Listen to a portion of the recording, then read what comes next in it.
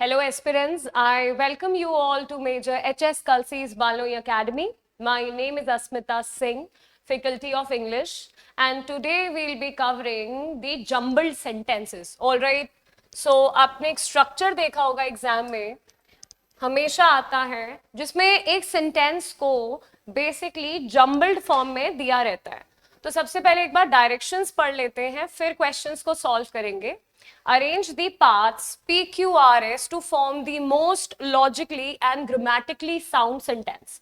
You can see that a sentence has been divided into 4 parts, namely PQRS, and they are jumbled. आपको इसको फिर से jumble करना है और एक लॉजिकल सेंटेंस फ्रेम करना है. इस टॉपिक को मैं सबसे ज्यादा स्कोरिंग टॉपिक बोलती हूँ.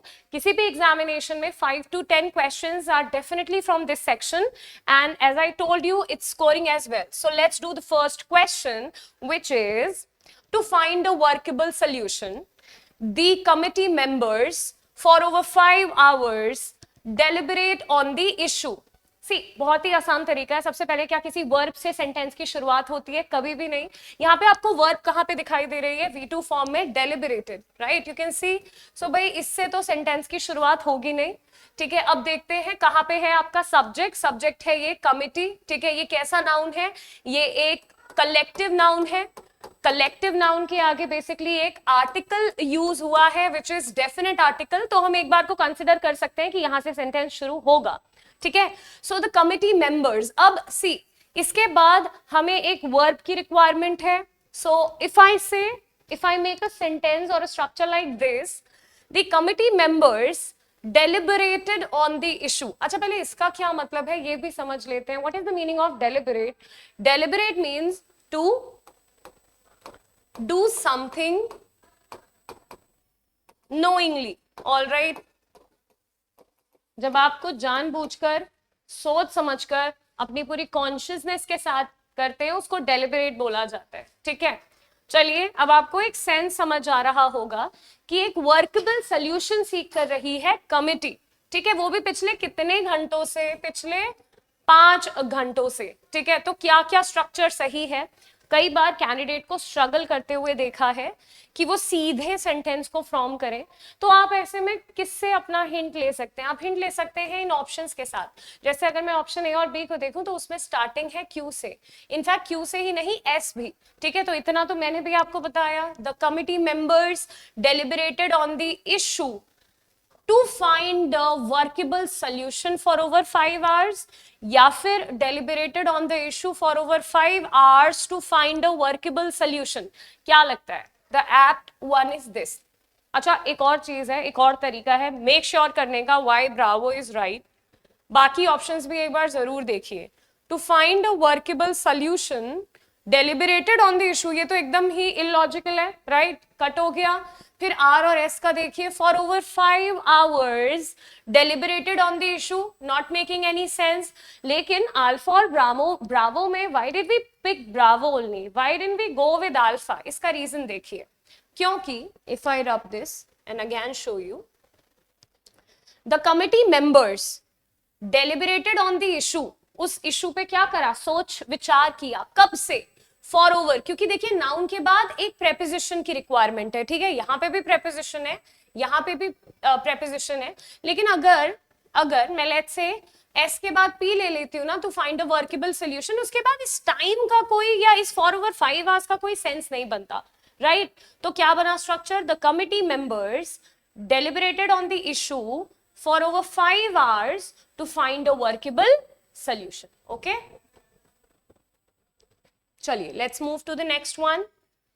The judge concluded, this is the part B, based on the evidence that the defendant, अच्छा defendant कौन होते हैं? defendant होते हैं जिन पे someone who is accused of any charge. ठीक है, someone who is accused of any charge was guilty beyond doubt. ठीक है, तो सिंपल सी बात है, जज कंक्लूजन किस बेसिस पे देगा? किसी एविडेंस के बेसिस पे देगा. तो पहले ये आएगा, राइट? देखते हैं. इससे पहले मतलब क्यू से, पी से पहले तो क्यू ही आना चाहिए technically. So based on the evidence the जज कंक्लूडेड, जज ने कंक्लूड क्या करा? द जज concluded that the defendant was guilty beyond doubt. तो क्या स्ट्रक्चर बना? मेरा स्ट्रक्चर बना क्यू पी आर और फिर बना एस, तो क्या ये आपको कहीं पे दिख रहा है? बिल्कुल दिख रहा है, this is the right answer, Q P R S. ठीक है, एक बार बाकी स्ट्रक्चर भी देख लेते हैं बिकॉज इंपॉर्टेंट है। अगर मैं पी क्यू के साथ जाऊं, द जज concluded based on the evidence, नहीं, डजंट मेकिंग एनी सेंस, फिर भी देख लेते हैं। Then that the defendant was guilty beyond doubt, no I don't think so. फिर है R Q P S which is that the defendant, यहां से तो बिल्कुल शुरू नहीं होगा ना, प्रोनाउन से नहीं शुरू होगा सेंटेंस, ठीक है। और फिर कहता है वाज गिल्टी बियॉन्ड डाउट, यहां से भी सेंटेंस शुरू नहीं हो रहा, ठीक है। चलिए, क्योंकि सबसे अच्छा कॉम्बिनेशन है concluded what, concluded what, concluded that, ठीक है। तो हर हाल में पी के बाद आ रहेगा और पी के बाद आर से ऑप्शन में। इस तरीके से आपको लॉजिकली सोचना है, समझना है चीजों को। चलिए थर्ड करते हैं। Although it was raining to the hilltop, the trekkers decided to continue their journey. See, ये जो although होता है या जो basically दो होता है या but होता है, ये सारे कंजंक्शन एक sort of contradiction लेकर आते हैं।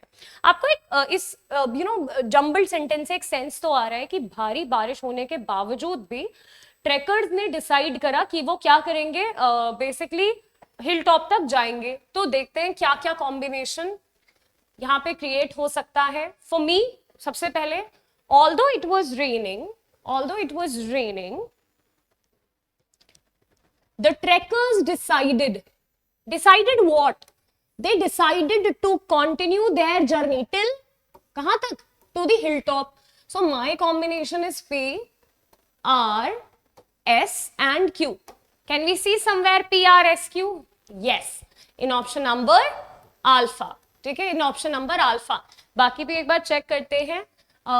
Although it was raining, to continue their journey doesn't making any sense. All right, the trekkers decided to the hilltop, no, doesn't make any sense, right? And to continue their journey to the hilltop, no.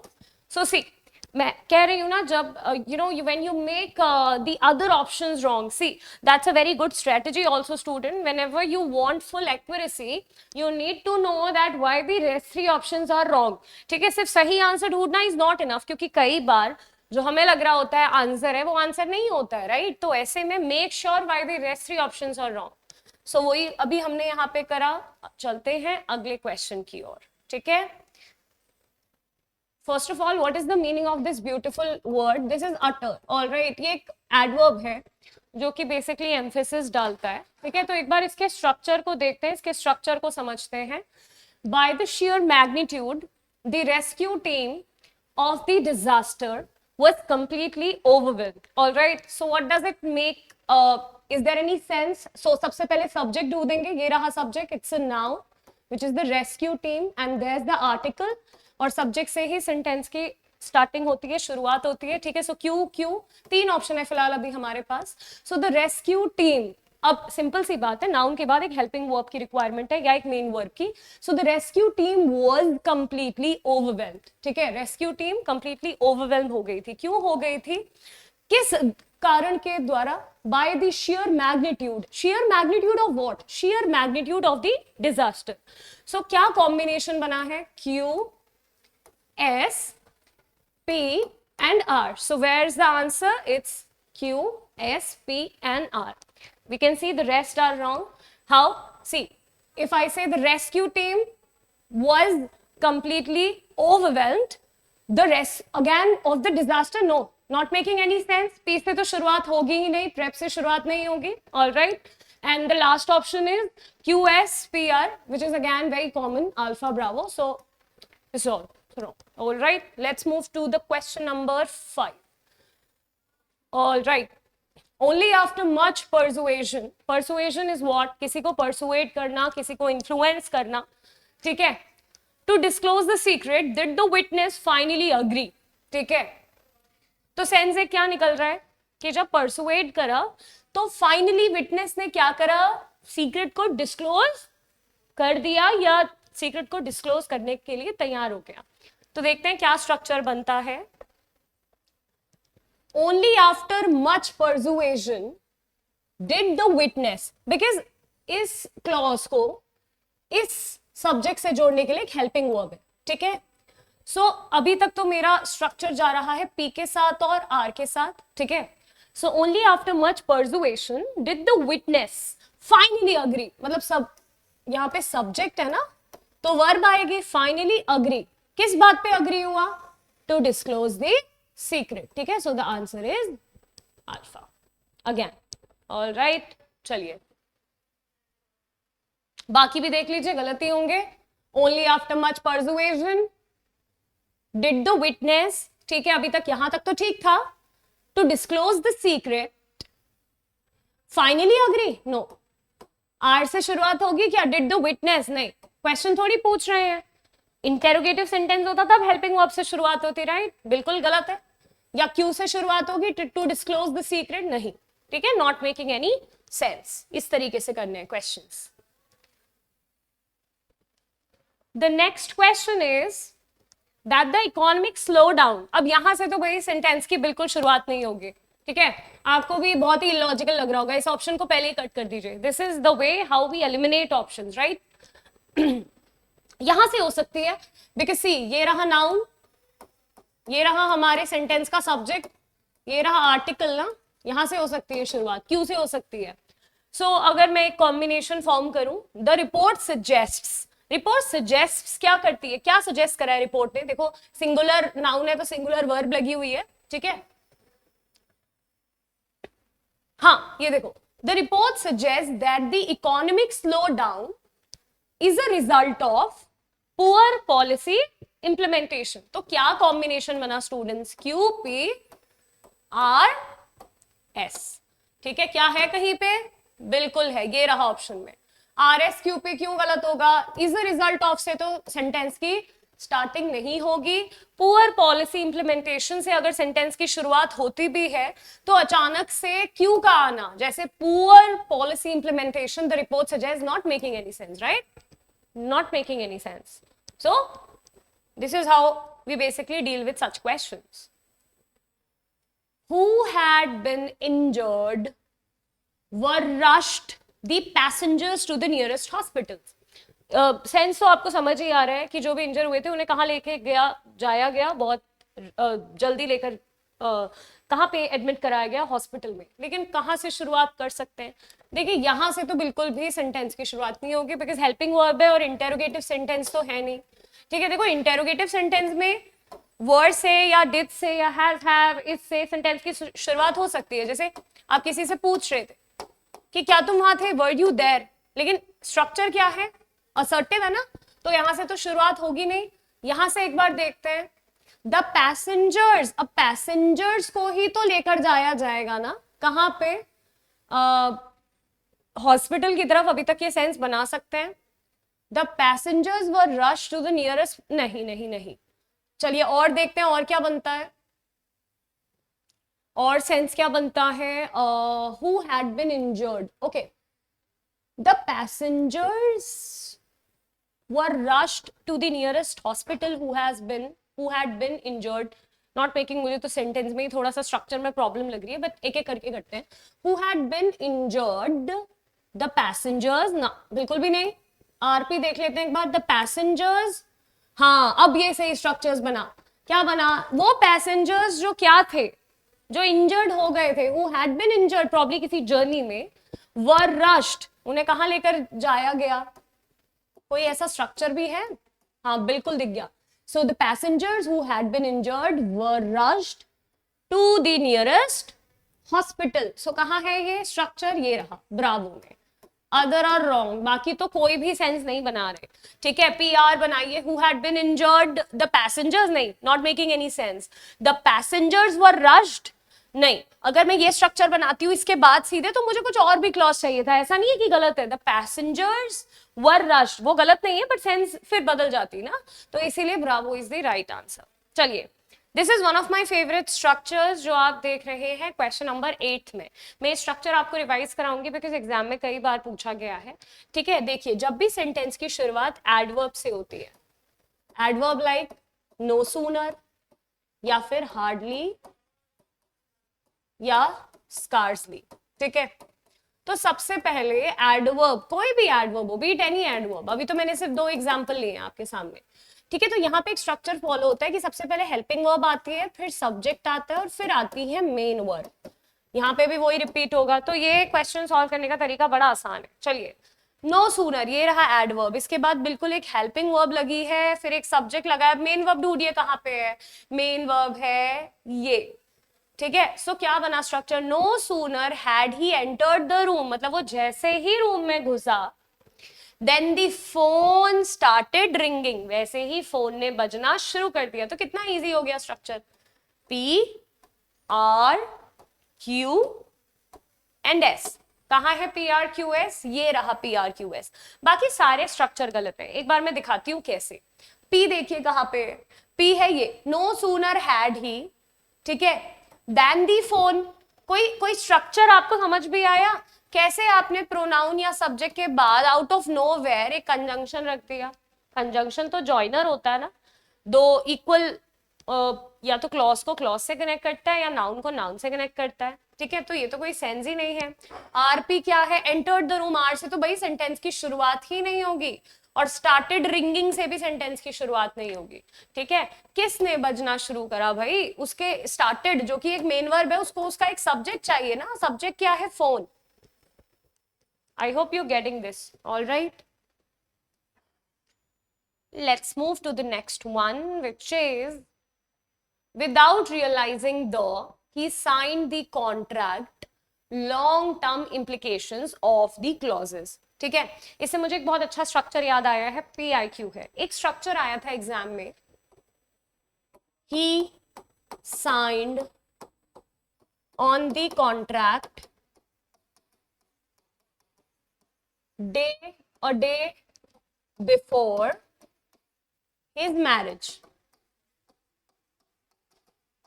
और question को ऐसे 4 part में divide कर दिया था, no error, ये ए, ये B, ये सी। क्या आप देख पा रहे हैं कहाँ पे एरर है, सी। कुछ ऐसी वर्ब्स होती हैं जिनके बाद प्रेपोजिशन नहीं आती, इन्वेस्टिगेट के बाद इनटू नहीं आता, एम्फेसिस के बाद ऑन नहीं आता, रिजेंबल के बाद विद नहीं आता, इसी प्रकार साइंड के बाद ऑन नहीं आता है। जब भी कुछ वर्ब्स अपने एक्टिव फॉर्म में लिखी जाती हैं तो वो प्रेप नहीं लेती हैं, कुछ ही वर्ब्स होती हैं, ऐसी सारी नहीं होती।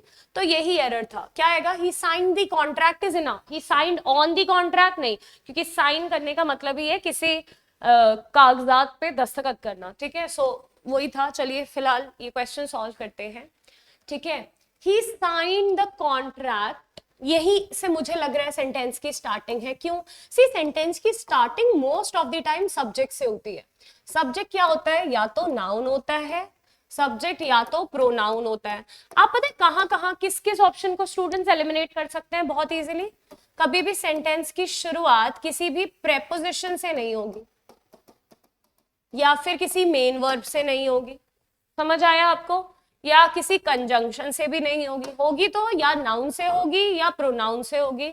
हाँ, आर्टिकल से भी हो सकती है सेंटेंस की शुरुआत, आर्टिकल होता है, आर्टिकल ए, आर्टिकल एन और आर्टिकल द, ठीक है। लेकिन इन पार्ट ऑफ स्पीच से तो नहीं होगी। इंटरजेक्शन से भी हो सकती है, कई बार हम बोलते हैं hurray, I have one the match, तो इंटरजेक्शन क्या है, फीलिंग्स जो एक्सप्रेस करता है, नहीं।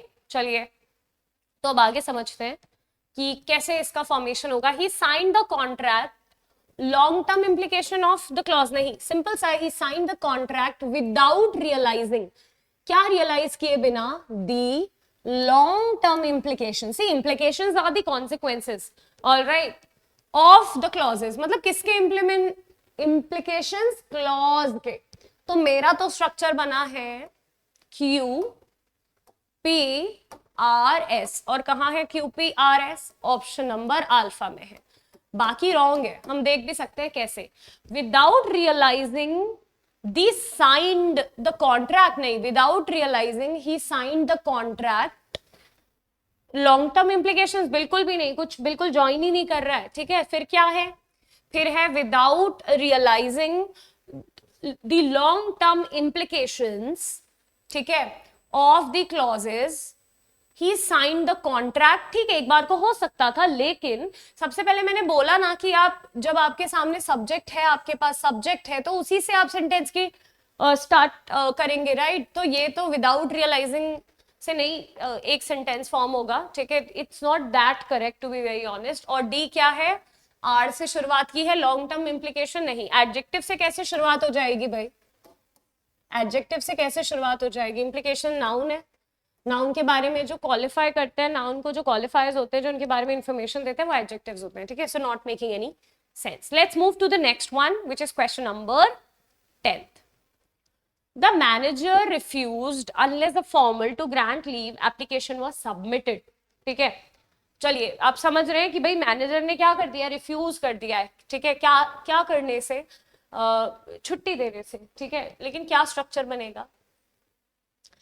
यही स्ट्रक्चर बनेगा जहां तक हम कोशिश करें। आप फिर से ढूंढिए स्टूडेंट, सब्जेक्ट ढूंढिए। चलिए कहाँ है सब्जेक्ट? सब्जेक्ट यहाँ, ये द मैनेजर है ना, ये सब्जेक्ट आपका। द मैनेजर रिफ्यूज्ड, अब देखिए मेन वर्ब आई है, एक प्रेपोजिशन ढूंढिए। क्या करने को मना करा भाई? टू ग्रांट लीव, ठीक है, छुट्टी देने से मना करा। एक ही कंडीशन में छुट्टी देगा, कंडीशन क्या है? Unless a formal application was submitted, ठीक है। सो हालांकि एक ये भी स्ट्रक्चर है जहां पे एडवर्ब से शुरू होता है sentence, unless a formal application was submitted the manager refuse to grant leave. हालांकि क्या ऐसा कोई स्ट्रक्चर दिया भी है? QSRP नहीं दिया। देखिए ना, अगर मैं क्यू से शुरुआत करती भी हूं, एक ही स्ट्रक्चर है, unless a formal application was submitted to grant leave the manager, बिल्कुल भी नहीं। सब्जेक्ट पे कैसे सेंटेंस खत्म होगा? नहीं होगा ना, समझ गए ना आप? मैंने बोला ना कि कई बार अगर ये आपको इनिशियली सही लग भी रहा होगा तो बाद में एंड तक आप देखेंगे कि स्ट्रक्चर का बिल्कुल भी सिंटेक्स फॉर्मेशन नहीं हो रहा है। यहाँ पे भी वही हुआ, कोई फॉर्मेशन नहीं हुआ, ठीक है। बाकी जो मैंने करा एक बार उसको देख लेते हैं, वो कहाँ पे है। सो ये है PRQS, ये रहा, ठीक है। दूसरा वाला ऑप्शन कहता है the manager refused unless a formal to grant leave, नहीं, नॉट मेकिंग एनी सेंस। या फिर to grant leave the manager refused unless a formal application was submitted, बिल्कुल भी नहीं, बिल्कुल भी नहीं, ठीक है। So only alpha is the right one, okay. We have done 10 questions, we'll be doing some more.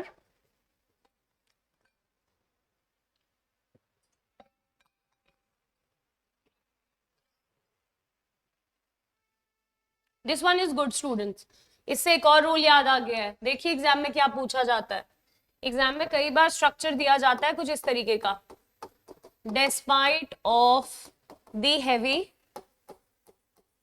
Security. See, आप अगर स्पॉटिंग एरर कर रहे हैं ना, आपको आगे जाने की जरूरत ही नहीं है। ये बहुत बड़ा एरर आपको सामने दिखाई दे रहा होगा। ये ऑफ तो इंस्पाइट के साथ आता है, इंस्पाइट ऑफ, ठीक है। और इंस्पाइट ऑफ किसके इक्वल होता है? डिस्पाइट के। तो भाई आपकी चॉइस है, आप सेंटेंस में इंस्पाइट ऑफ यूज करिए या डिस्पाइट। लेकिन अगर डिस्पाइट यूज करें तो ऑफ नहीं आएगा, इंस्पाइट यूज करें तो ऑफ हर हाल में आएगा, ठीक है। फिर भी मैंने सोचा आपको एक बार बता दूं, आता है बिकॉज। क्वेश्चन करते हैं हम solve. Despite the heavy security, अब हैवी सिक्योरिटी होने के बावजूद इंट्रूडर्स ने कैसे ना कैसे मैनेज कर लिया। क्या मैनेज करा उन लोगों ने students? To infiltrate the building, ठीक है। तो मेरा सेंस तो ये बना है, या जो मेरा स्ट्रक्चर बना है वो बना है PRS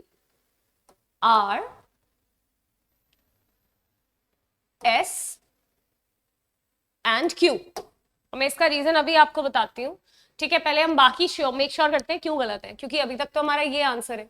अब सबसे पहले इसके साथ जाइए, despite the heavy security managed somehow. Security थोड़ी मैनेज करेगी कुछ, कट गया ऑप्शन। दूसरा देखिए, the intruders despite heavy security managed somehow to infiltrate the building. पता है ये क्यों नहीं होगा? मैं बताती हूँ। देखिए, आपको शायद सुनने में अच्छा लग रहा होगा, लेकिन अगर मैं सेंटेंस की शुरुआत द इंट्रूडर से करूं तो उसी के लिए तो मैं मेन वर्ब लगाऊंगी, और मेरी मेन वर्ब कहाँ है? मैनेज्ड है ना। अगर मैं आर और एस के बीच में पी को इंट्रोड्यूस कर दूंगी तो मेरा सब्जेक्ट क्या हो जाएगा?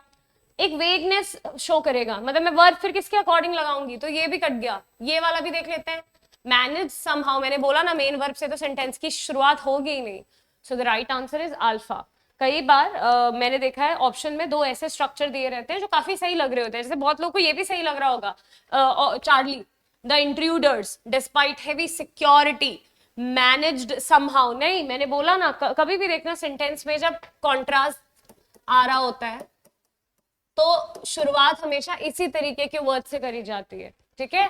So despite the heavy security the intruders, मैं चाह रही हूं कि आप मेरे इस नाउन को या इस सब्जेक्ट को इस वर्ब के साथ रखें, इमीडिएट साइड रखें, ठीक है, इसलिए आंसर अल्फा है ना कि चार्ली। चलिए अगला देखते हैं, क्योंकि ना अगर आपको लग रहा है कि ये अच्छा लग रहा है, सुनाई दे रहा है, it's pretty you know it sounds cool, या फिर ऐसा सिंटेक्स फॉर्मेशन तो मैंने सुना है, नहीं ऐसा नहीं है। सी जब आप पार्ट्स ऑफ स्पीच को गो थ्रू करेंगे तो आपको पता चलेगा कि कैसे एक प्रेपोजिशन नाउन या प्रोनाउन से पहले आता है, कैसे एडजेक्टिव नाउन को क्वालिफाई करता है, हेल्पिंग वर्ब कहाँ आती है, मेन वर्ब कहाँ आती है, कंजंक्शन कहाँ आते हैं, एडवर्ब से जब शुरुआत होती है तो क्या स्ट्रक्चर रहता है, तो उनको ध्यान देना है, ठीक है। ऑफ द न्यू प्रोजेक्ट, क्या आपको लगता है पी से कभी भी शुरुआत होगी सेंटेंस की? प्रेपोजिशन है ना, एक ऑप्शन तो पहले ही कट कर दो, ठीक है। चलिए एस से शुरुआत होगी, गोल ऑफ द टीम, बिल्कुल क्यों नहीं हो सकती, क्योंकि अभी के लिए ये एक नाउन है। बाकी भी देखते हैं, द सक्सेसफुल कंप्लीशन, ठीक है, नहीं आर से हो रही है ना, देखते हैं, the successful completion of the new project was the primary goal of the team, ये अभी तक तो बहुत सही सुनाई दे रहा है, ठीक है। तो एक बार देखते हैं कौन सा क्रिएट हुआ है, the successful completion, completion of what, completion of the new project, ठीक है। was, अब प्रोजेक्ट है नाउन, उसके बाद एक helping verb, was the primary, primary देखो ना, प्राइमरी एडजेक्टिव है, एडजेक्टिव के बाद एक नाउन चाहिए, बिल्कुल ये सही है, सोचने की हमें जरूरत ही नहीं है। RPQS अल्फा, ठीक है, RPQS, ये देखिए ना, RPQS, RQPS क्यों नहीं होगा, देखते हैं एक बार students. The successful completion was the primary, अरे भाई कंप्लीशन ऑफ व्हाट, आपको ये बताना होगा ना, किस चीज का completion, completion of the new project, तो ये भी कैंसिल आउट हो गया। S, goal of the team was the primary, the successful completion not at all making any sort of sense. Okay, good question. Let's move to the next one, which was once is now a bustling city, a ghost town. See, bustling is something which is full of energy, you know, full of noise, energetic and बहुत ही शोर शराबा, ठीक है।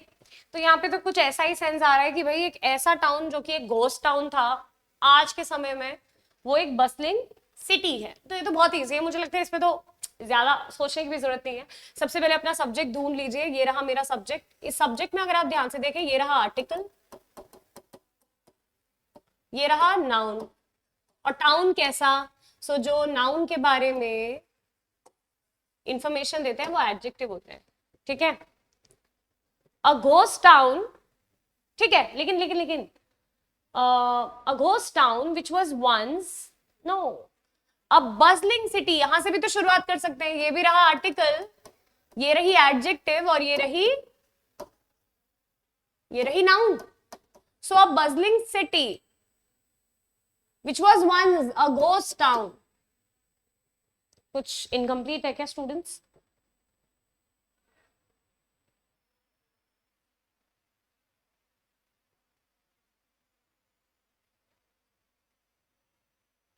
ये structure ही incomplete है, बिल्कुल ही incomplete है, मुझे लगता है एक पार्ट मिसिंग है यहाँ का, बट एक बार ऑप्शन के अकॉर्डिंग देखते हैं। PRQS क्या कहता है, which was once a bustling city, नहीं ये तो बिल्कुल नहीं होगा, ठीक है, not making any sense. Which was once a ghost town, हाँ ये है, जो एक समय पे एक घोस्ट टाउन था, वो अब क्या है, एक चहचहाती एक खुश सिटी, मतलब आधा अधूरा ही है। Honestly the structure is not complete, but दिए हुए ऑप्शन में सबसे ज्यादा वैलिड यही है। So which was once a ghost town is now a bustling city. RQPS भी देख लेते हैं, a bustling city is now, which was once नहीं, एंड QSPR इज नाउ से तो शुरुआत होगी ही नहीं, अगर स्ट्रक्चर इंटेरोगेटिव नहीं है तो हो जाएगा ब्रावो, एकदम बिना सोचे समझे आप मार्क करेंगे ब्रावो को। All right, so we are doing them together, I hope आप भी कर पा रहे होंगे, ठीक है। आप मेरे साथ साथ इनको सॉल्व करिए। 14th को करते हैं भाई, दो चीजों के बीच बैलेंस की बात है, राइट। सो भाई जरूरी है, क्या जरूरी है देखते हैं। It is essential to maintain a balance, अब बैलेंस के बाद सिंपली बिटवीन ही तो आएगा, between personal and professional life. तो क्या स्ट्रक्चर बना, it is essential to maintain between personal and professional, PQSR, और PQSR है सबसे ऊपर, ठीक है। PQRS क्यों नहीं होगा, it is essential to maintain a balance and professional life between personal, बिल्कुल भी नहीं। आर से क्या सेंटेंस की शुरुआत होगी, नहीं। कब होती है भाई, कंजंक्शन से, मैंने बोला ना सेंटेंस की तो स्टार्टिंग होगी ही नहीं। और बिटवीन फिर से कंजंक्शन से सेंटेंस की शुरुआत नहीं होगी। इजी था, बहुत ही इजी था। और ये बात सच भी है कि भाई आपको आना चाहिए। अभी तो फिलहाल आपकी पर्सनल लाइफ है या आपकी जो लाइफ है वो एक एस्पिरेंट लाइफ है, एक एस्पिरेंट की जर्नी है, बट यू नो कुछ ही समय में आपकी एक पर्सनल लाइफ के अलावा एक प्रोफेशनल लाइफ भी होगी, राइट। आपको उसको बैलेंस करना होगा, ठीक है। चलिए let's move to the question number 15। Okay, that's one of my favourite. ये पता है सबसे आसान है करना, मैं बताती हूँ क्यों। याद है मैंने आपको एक स्ट्रक्चर बताया है फ्रेज का, नॉट ओनली बट ऑल्सो, और आपको ये दिखाई भी दे रहा है। तो भाई आप देख सकते हैं ना, पहले क्या आ रहा है, नॉट ओनली, फिर आ रहा है बट ऑल्सो। तो हर हाल में पी से पहले क्यू तो आएगा ही नहीं। तो जहां जहां क्यू, पी से पहले क्यू आ गया है वो ऑप्शन आप पहले तो कट कर दीजिए, ठीक है। चलिए बाकी देखते हैं। Not only did he win the race, वो सिर्फ रेस जीता नहीं, लेकिन उसने जो वो रेस का रिकॉर्ड है उसको भी ब्रेक करा। इजी है भाई, बहुत इजी है। सो क्या स्ट्रक्चर बना, नॉट ओनली डिड ही, एक गलती है भाई, कोई बताएगा क्या, नहीं नहीं सही है, सही है, मुझे लगा ये नहीं, बिल्कुल ठीक है। ये स्ट्रक्चर मैं आपको बताती हूँ, डिड के बाद वर्ब हमेशा अपनी बेस फॉर्म में आती है, हमेशा याद रखना। तो मान लो जिसको नॉट ओनली बट ऑल्सो का रूल नहीं भी याद होगा ना, नहीं भी, वो भी इस क्वेश्चन को बहुत आसानी से कर सकता था। मैं बताती हूँ कैसे। डिड के बाद जैसा कि मैंने बोला बेस फॉर्म ढूंढिए। एक तो ये रही बेस फॉर्म ऑफ व्हेन, लेकिन ये भी वर्ब है, बट ये क्या है, V2 है ना, किसकी, ब्रेक की। तो जैसा कि मैंने बोला डिड के बाद किसी भी सूरत में V2 नहीं आएगा, मतलब P के बाद S, P के बाद जहां जहां S है वो गलत है, ठीक है। तो क्या आ जाएगा, not only did he win the race, फिर but he also broke the record. So PRQS कहां है, PRQS ये रहा। बाकी ऑप्शन आप देख सकते हैं, they are absolutely wrong. Okay students, we have done 15 questions so far. Let's practice some of them. और भी थोड़े प्रैक्टिस करने हैं, ठीक है।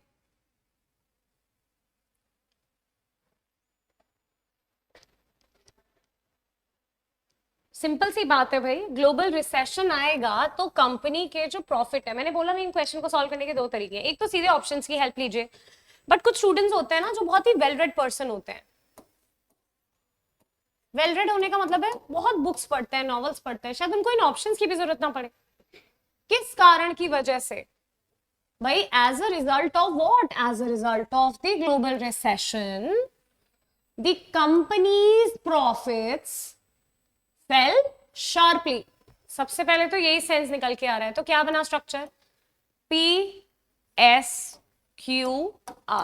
ठीक है। फिर भी हम मेक श्योर करेंगे, जैसा कि मैंने आपसे बोला स्टूडेंट, मैं जिस तरीके से करा रही हूँ उस तरीके से करेंगे, दैट्स माय प्रॉमिस। एक भी क्वेश्चन गलत नहीं होगा। ये जल्दबाजी नहीं करनी, कुछ लोग ओवर कॉन्फिडेंट हो जाते हैं। मैं भी तो हो सकती हूँ एज अ टीचर की, अरे भाई स्ट्रक्चर बन गया, आगे बढ़ो। What am I doing, I know I am taking a longer path, but it's sometimes very very good for your exam. So exam में भी जब बहुत आसान लग रहा हो तब भी मेक श्योर करना, क्योंकि सी यूपीएससी या कोई भी गवर्निंग बॉडी आपको कई बार एक ट्रैप में फंसाती है। तो आप जल्दबाजी करेंगे और किसी ऑप्शन को मार्क कर देंगे, क्या पता उससे एप्ट ऑप्शन कोई और हो। तो बाकी भी एक बार देख लेते हैं। PQRS क्या कहता है, as a result of the companies profits. अरे भाई अगर कंपनी के प्रॉफिट की बात होती तो उसका रिजल्ट तो कुछ बेहतर ही रहता ना, तो ये तो कोई सेंस ही नहीं लगा रहा। As the result of the companies profits fell sharply the global recession, what, उसके बाद क्या भाई, उसके बाद क्या, नाउन के बाद कुछ तो आप वर्ब लगाएंगे ना, तो ये तो इस पे तो एंड होगा ही नहीं। एस से क्या शुरू होगा, the global recession fell sharply, भाई ग्लोबल रिसेशन क्यों शार्पली फेल करेगा? और मान लो करा भी, the global recession fell sharply, the companies profits as a result of, क्या कोई स्ट्रक्चर प्रेप पे खत्म होता है? नहीं भाई, प्रेपोजिशन के बाद एक नाउन चाहिए ना, प्रेपोजिशन के बाद एक नाउन चाहिए, तभी तो मैंने प्रेपोजिशन के बाद ऑफ के बाद यहाँ पे क्या लगाई, अपनी एक नाउन लगाई, रिसेशन लगाई, ठीक है। The companies profits fell sharply as a result of the global recession, नहीं, yeah, it also makes a sense, right? The company's profits fell sharply as a result of the global recession, but it's better to start the sentence with as a result of the global recession, because पहले आप cause लिखोगे ना, फिर आप उसका result लिखोगे, right? So एकदम apt है अल्फा, ठीक है, don't go with QRPS, okay? आप जाएंगे पहले as a result of what, किस चीज की वजह से गिरा, प्रॉफिट, वो पहले मेंशन होगा, इसलिए अल्फा जाएगा, ठीक है। चलिए अगला देखते हैं। The scientists argued that the data was inconsistent with the hypothesis, okay.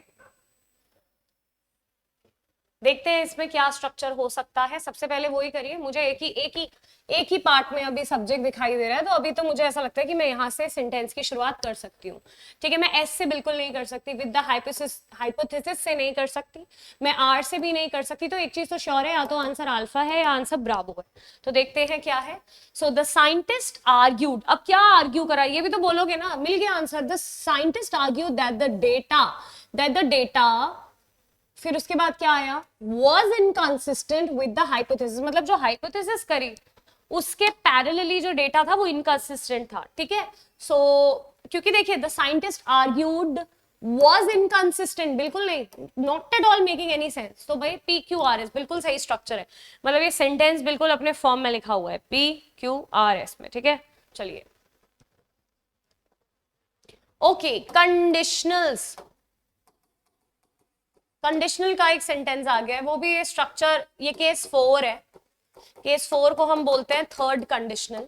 क्या बोलते हैं? थर्ड कंडीशनल्स, क्योंकि केस 1 शुरू होता है 0 कंडीशनल्स तक से, ठीक है। और इसका पता है स्ट्रक्चर क्या रहता है स्टूडेंट, इफ वाले पार्ट में, मतलब इफ प्लस हैड के बाद अब आपको भी पता है V3 आता है ना, और फिर यहाँ आता है इसके आउटकम वाले पार्ट में आता है वुड प्लस हैव, और हैव के बाद V3। देखते हैं। तो भाई ये तो पहले आप रखोगे ही नहीं ना किसी भी सूरत में स्टूडेंट्स, क्यू से पहले P नहीं रखोगे, ठीक है। चलो देखते हैं। If you had told me earlier, अगर तुमने मुझे पहले बताया होता, you would have saved a lot of time, तुमने बहुत समय बचाया होता। सिंपल स्ट्रक्चर है स्टूडेंट, इसमें कोई ज्यादा सोचने की जरूरत नहीं है। So if you had told me earlier you would have saved your time. कहाँ है आंसर? PRQS। एक बार बाकी भी देख लेते हैं। If you had, you would have, बिल्कुल भी नहीं, sounds very abrupt, very awkward। RPQS भी देख लेते हैं। RP told me earlier what, कैसे V2 से शुरुआत हो जाएगी भाई? नहीं, easy, very very very easy, okay। चलिए question number 19। To understand the complexities of it is difficult modern quantum physics। ये तो मुझे लगता है वैसे ही जिसकी फिजिक्स और मैथ्स उतनी अच्छी नहीं है उनसे सबसे पहले सॉल्व हो गया होगा। अब ये कहना चाह रहे हैं कि भाई क्वांटम फिजिक्स जो कि फिजिक्स की एक ब्रांच है उसको समझना उतना आसान नहीं है, ठीक है। तो भाई आप फिर से सब्जेक्ट ढूंढिए, सब्जेक्ट ढूंढने वाला जब आप काम करेंगे ना क्वेश्चन बहुत जल्दी सॉल्व होंगे। सो मॉडर्न क्वांटम फिजिक्स, ठीक है, मॉडर्न क्वांटम फिजिक्स। फिलहाल ये सब्जेक्ट है, देखते हैं, बट जरूरी नहीं है हमेशा सब्जेक्ट से शुरुआत हम कर ही सके, ठीक है। चलिए अब इट इज डिफिकल्ट, मुझे तो लग रहा है यहां से शुरुआत होनी चाहिए, आर से। इट इज डिफिकल्ट, क्या डिफिकल्ट है भाई? समझना, क्या समझना, किसकी कॉम्प्लेक्सिटी, इसको समझना, मॉडर्न क्वांटम फिजिक्स की, ठीक है। तो क्या बना structure? It is difficult to understand the complexities of, अब देखो प्रेप लगी है तो प्रेप के बाद एक नाउन चाहिए, और नाउन है क्वांटम फिजिक्स। तो मेरा स्ट्रक्चर तो बना है RPQS जो कि अल्फा है, बाकी तो बिल्कुल भी नहीं है, देख भी लीजिए। It is difficult the complexities of, नहीं बिल्कुल नहीं, ये कट गया। या PR, to understand it is difficult. What? To understand it is difficult, not making any sense.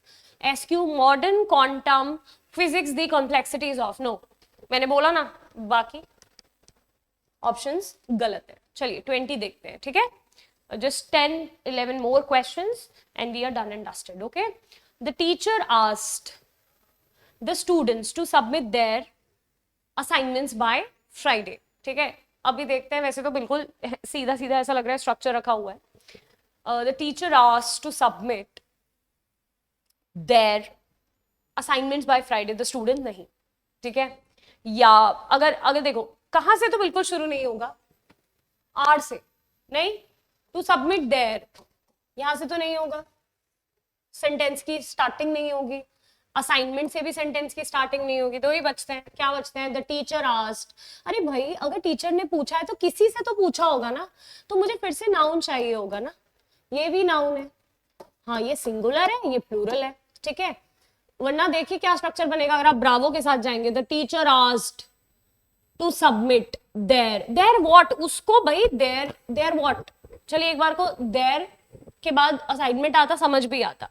Bravo में इन्होंने देयर के बाद द स्टूडेंट कर दिया. Not making any sense. Okay, so the teacher asked the students. किससे पूछा? Student से. To submit. अब ये देयर किसके लिए लगा है? देयर लगा है इन स्टूडेंट्स के असाइनमेंट्स के लिए. और ये असाइनमेंट भी उन्हें कब तक देना है? ये असाइनमेंट उन्हें देना है फ्राइडे तक. ओके, तो ये सेंस बना है फिलहाल, जो कि सबसे ज्यादा एप्ट बैठ रहा है. तो the right answer is PQRS and we are going with alpha. Give me a minute, then we'll be doing the last 10 questions. Okay,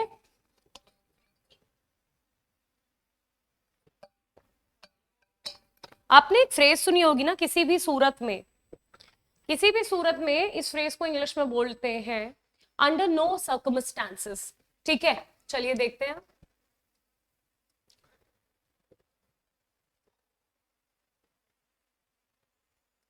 और हम ऐसे भी तो बोलते हैं ना, किसी भी सूरत में ये नहीं होगा, तो फ्यूचर आएगा. अब ढूंढिए क्या बनेगा.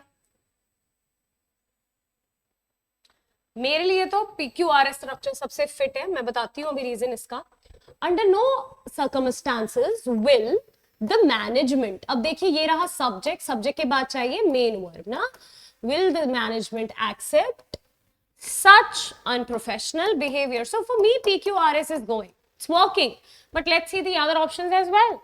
Under no circumstances accept. नहीं, P के बाद R बिल्कुल भी नहीं आएगा. ठीक है, accept से शुरू नहीं होगा मेन वर्ब से. और such unprofessional behavior will the management. नहीं, यहां से शुरुआत तो हो सकती थी, लेकिन कुछ और उसके बाद हमें रिक्वायर्ड होता ना. सो ये भी गलत हो गया. Easy, very easy.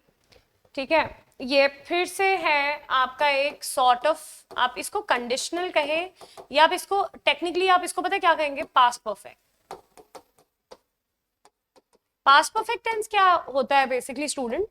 ये रहा प्रेजेंट टेंस अभी चल रहा है. ठीक है, जिसको बोलते हैं हम वर्तमान. पास्ट में दो घटनाएं घटी, P2 P1. आप देख ही सकते हैं टेबल के थ्रू, इस स्केल के थ्रू, कि पहले P2 हो गया फिर P1 हुआ ना. सबसे पहले ये वाला पास्ट पूरी तरीके से क्या हुआ? हैपन हुआ, उसके बाद P1 हुआ. तो वो वही सेंस है. ठीक है, कि जैसे ही हम हॉल पहुंचे, मूवी ऑलरेडी शुरू हो चुकी थी, तो पहले क्या हुआ? पहले मूवी शुरू हो गई और फिर वो हॉल पहुंचे. अब प्लीज एक चीज का हमेशा ध्यान रखिए. मैं एक बार एक क्लीन टेबल फिर से बना दूं, बिकॉज ये रूल मैंने स्टूडेंट्स को कई बार समझाया है और एग्जाम के लिए उतना इंपॉर्टेंट है. और फिर से मुझे यहाँ एक क्वेश्चन दिख गया, इसलिए मैं बता रही हूँ. ये है दो पास्ट. पहले ये हुआ, जो पास्ट पहले हैपन होता है ना, जो एक्शन पहले ही हो जाता है, पूरा कंप्लीट हो जाता है, वो हमेशा हैड प्लस V3 में होता है. और हैड प्लस V3 को बोलते हैं पास्ट परफेक्ट. इस एक्शन के बाद, इस एक्शन या इस पास्ट के बाद जो पास्ट घटेगा, ठीक है, वो हमेशा V2 लेता है. और V2 होता है सिंपल पास्ट. तभी तो देखिए ये पहले क्या हुआ? मूवी शुरू हो गई, तभी इन्होंने मूवी के साथ हैड लगाया है. ठीक है, हैड ऑलरेडी स्टार्टेड लगाया है. और उसके बाद क्या हुआ? ये हॉल पहुंचे.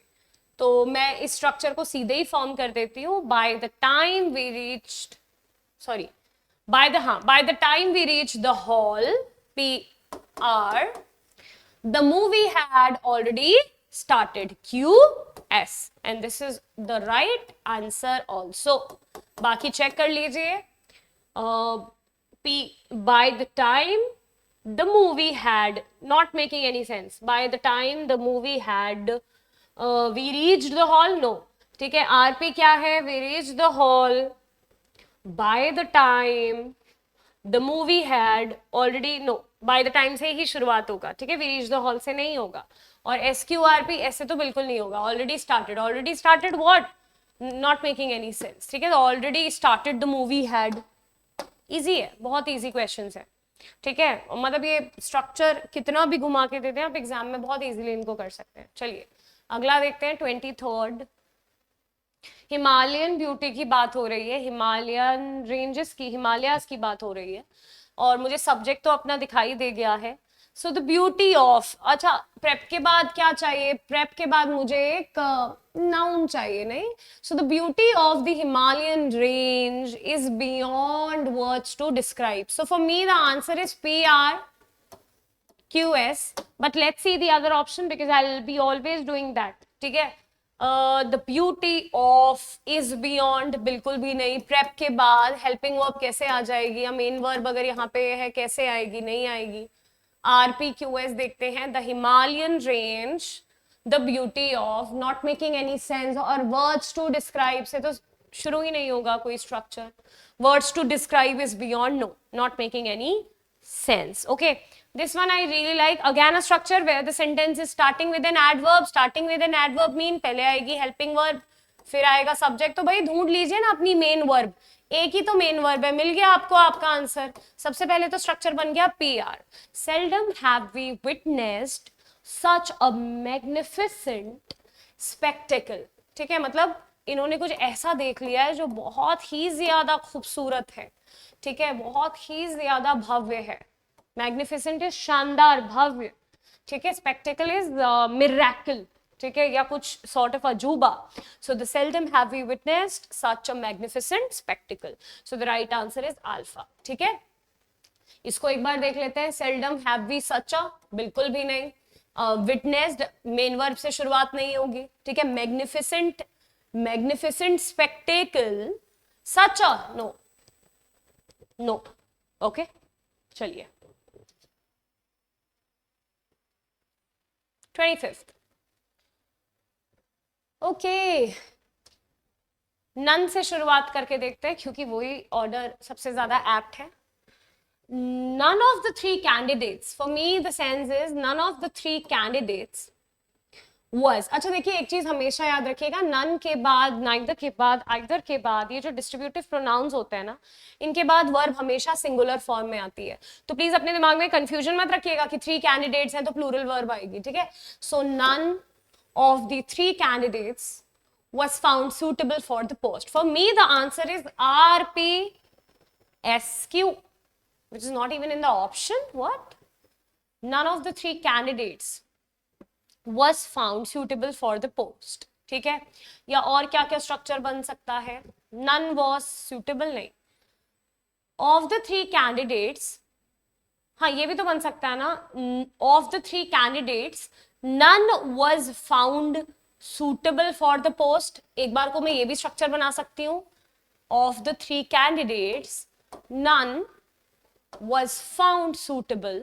Suitable for what? Suitable for the post. हालांकि मैं अभी भी कहूंगी कि सबसे ऐप्ट, क्योंकि पता है ये प्रेप से शुरू करना, P से शुरू करना, not making any sense. I'll cut this option. I'll put new option RPSQ. ठीक है, या इसको क्यों काटे? इसको काटते हैं ना बिकॉज ये गलत है. PRSQ गलत है, ये कंफ्यूज करेगा आप लोगों को,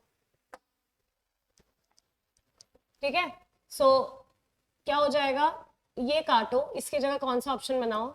none of the 3 candidates,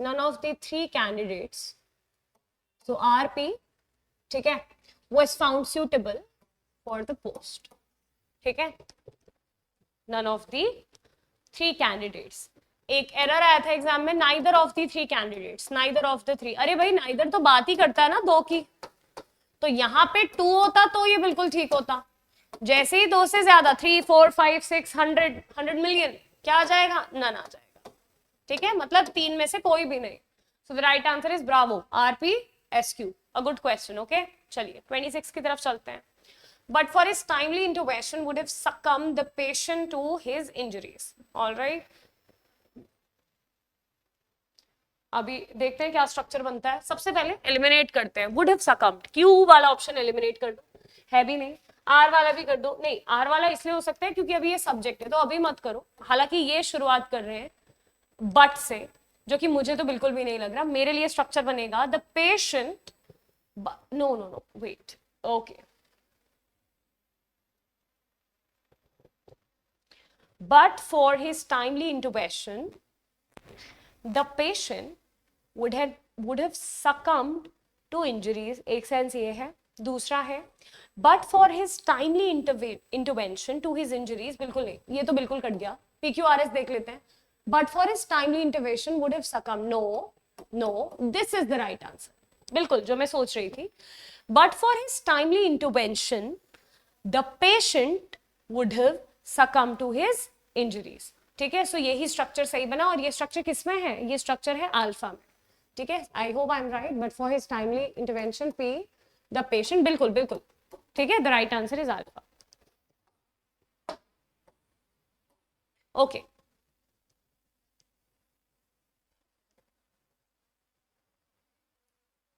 ऐसा नहीं है कि वो तुम्हारी मदद नहीं करना चाहता. ठीक है, क्या पता उसके पास रिसोर्सेज ना हो, कुछ ऐसा सेंस बन रहा है. देख लेते हैं एक बार. ठीक है, टू हेल्प यू. देखिए मुझे ऐसा लगता है कि स्ट्रक्चर इससे तो नहीं शुरू होगा. he does not have the resources. it is not as if to no, not making any sense.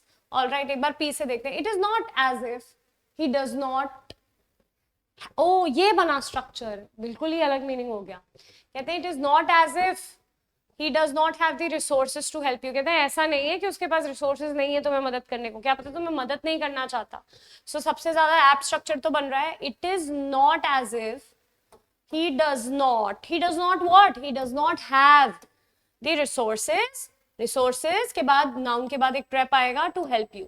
तो जा तो ये रहा है, बट सारे चेक कर लेते हैं क्योंकि थोड़े से कंफ्यूजिंग शुरू हो गया. Right, it is not as if have the resources. No, it is not as if to help you, he does not have the resources. हाँ, ये भी एक सेंस तो बना रहा है. It is not as if to help you, he does not. नहीं, but पता है ये क्यों सही नहीं होगा. देखो, ये भी प्रेप, ये भी प्रेप, दो प्रेप एक साथ नहीं आने वाली है. ठीक है, बिल्कुल भी नहीं आने वाली है. Answer is alpha only.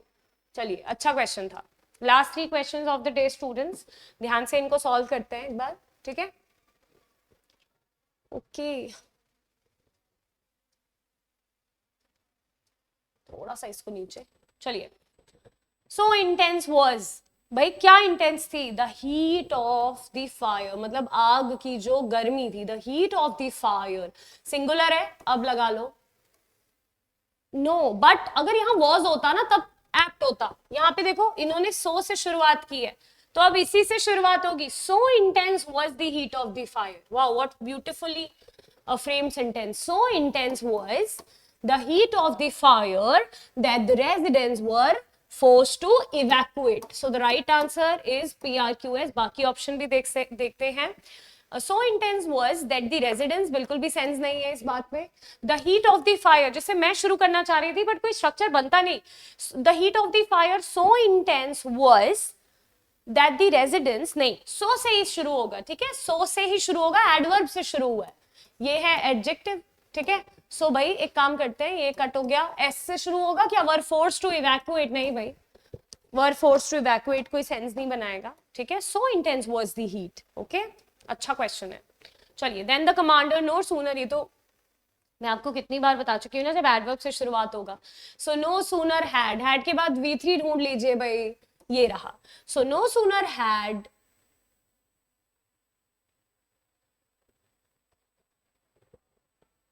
Okay, ये नो सूनर से शुरुआत होगा. सो क्या आएगा? हाँ, no sooner had, but given the signal नहीं आएगा. हाँ, हो गया. No sooner had the soldiers fired. नहीं, कुछ तो मिस, इनकम्प्लीट सा लग रहा है. नहीं, नो सूनर हैड से तो we'll start it. Then the commander तो कंजंक्शन वाला पार्ट है, बाद में आएगा. I was right. See, no sooner had the soldiers fired, सही तो कर रहे थे, then the commander given the signal. ठीक है, सो क्या बनेगा स्ट्रक्चर? Q R P और S. बाकी एक बार देखते भी हैं बाकी क्यों गलत है. ठीक है, सबसे पहले PR देखो. Then the commander the soldiers fired, बिल्कुल भी नहीं, इससे तो शुरुआत ही नहीं होगी. नो सूनर हैड से तो शुरुआत होगी, but no sooner had then the commander given the signal the soldier, no बिल्कुल भी नहीं, सोचने की भी जरूरत नहीं है स्टूडेंट्स, डी के साथ जाइए. ठीक है, चलिए. And the last but not the least, ठीक है, to ensure that the meeting was everyone's voice was heard, structured in a way. So the meeting was structured in a way to ensure that everyone's voice was heard. भी सही है, या फिर ये भी तो सही है ना, to ensure that everyone's voice was heard, the meeting was structured in a way. तो देखते हैं कौन कौन से ऑप्शन के अकॉर्डिंग हमें जाना चाहिए. सबसे पहले क्या क्या हम हटा सकते हैं? आर वाला हटा दो. ठीक है, आर वाला हटा दो, पी वाले से शुरू करते हैं पहले. To ensure that the meeting was everyone's, बिल्कुल भी नहीं, कट गया. क्यों? द मीटिंग वाज, अब एस के साथ जाएं, स्ट्रक्चर्ड इन अ वे. हाँ, ये हो सकता है, the meeting was structured in a way to ensure that everyone's voice was heard. ठीक है, ये अभी के लिए सही है. दूसरा देखते हैं, the meeting was to ensure that, नहीं, द मीटिंग वाज स्ट्रक्चर्ड ना, देखो ना, हेल्पिंग वर्ब है, फिर मुझे क्या चाहिए? मेन वर्ब चाहिए. तो बिल्कुल सही स्ट्रक्चर है QSPR. ठीक है, which is alpha. So we have done almost 30 questions so far students. I hope you have learn something. I know confusion कई बार हो सकती है, आपको कई बार लग सकता है these two structures are right. तो ऐसे में आपको ग्रामर का थोड़ा यूज करना है. आपको देखना है अगर हेल्पिंग वर्ब है तो उसके बाद मेन वर्ब है आपको ढूंढनी होगी. अगर एडजेक्टिव है तो आप नाउन को ढूंढिएगा. अगर प्रेपोजिशन है तो उसके बाद भी आप नाउन ही कहीं पे सर्च करने की कोशिश करिए. ठीक है, अगर एडवर्ब से शुरुआत है तो हेल्पिंग वर्ब, सब्जेक्ट और मेन वर्ब का स्ट्रक्चर जाएगा. तो अगर आप इन चीजों का ध्यान रखेंगे तो ये क्वेश्चन बहुत इजीली सॉल्व होंगे. ठीक है, so with that I wish you all the luck. Keep the hard work going on. All right, and take care. Bye. जय हिंद.